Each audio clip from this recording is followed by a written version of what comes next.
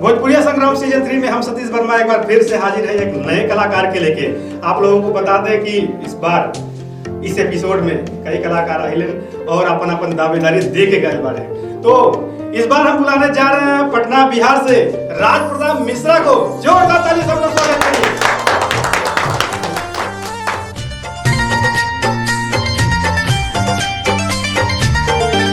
कहाँ से ले दिल के दवाई, कहाँ से ले आई दिल के दवाई, कैसे दर्दिया कर जवा के जाई, कैसे दर्दिया कर जवा के जाई, सहले सहालाना तनम से जुदाई, सहले सहालाना तनम से जुदाई, कैसे दर्दिया कर जवा के जाई, कहवा से ले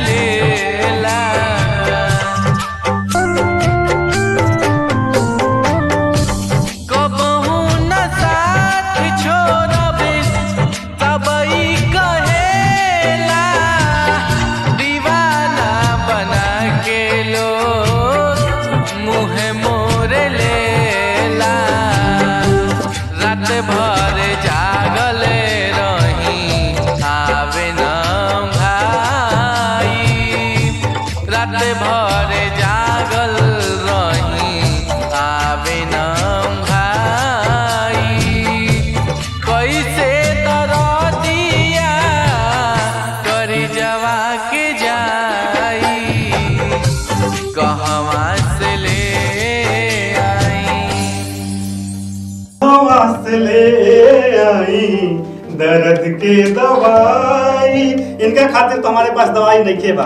अगर कोनो मेडिकल स्टोर पे कुछ कहीं से मिला तो जनता जनार्दन और पब्लिक से हम निवेदन करब कि राज प्रताप भैया के दवाई जरूर दे ताकि इनके दिल का दर्द मिट सके। और हम जनता जनार्दन से निवेदन करत बानी कि अपने YouTube चैनल पे जाएं और वहां पर सर्च करी D7 म्यूजिक कंपटीशन और इनके लाइक दें ताकि अपन 4-5 जो कैंडिडेट इनके ऊपर भारी पड़ता है वो इनके हरावें और आगे बढ़ सके। तो राज प्रताप खातिर हम चाहब कि जनता जनार्दन एक लाइक दे ताकि ये अगले राउंड में पहुंच सके और पटना बिहार का नाम रोशन कर सके।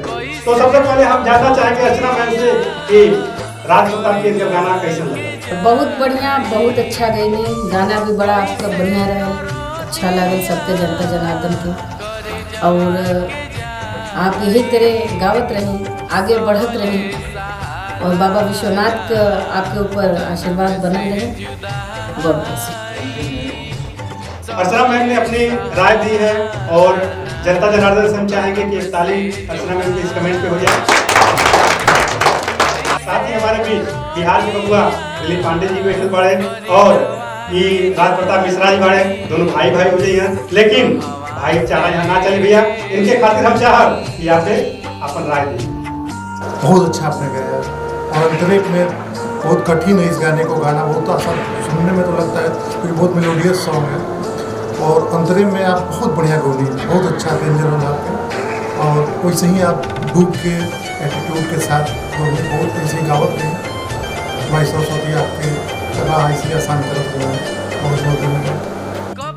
दोनों जजमेंट से आवाज आ चुका बा राज प्रताप खातिर और उनका राय भी हम लोग जान ले ली। लेकिन एक बार हम रात होता खातिर पुनः जनता जनार्दन से निवेदन करब कि यूट्यूब चैनल पे जा करके आप एक लाइक दें ताकि अगला राउंड पहुंच सके। फिर मिलते हैं एक नए एपिसोड में नया कलाकार के साथ, तब तक के लिए नमस्कार।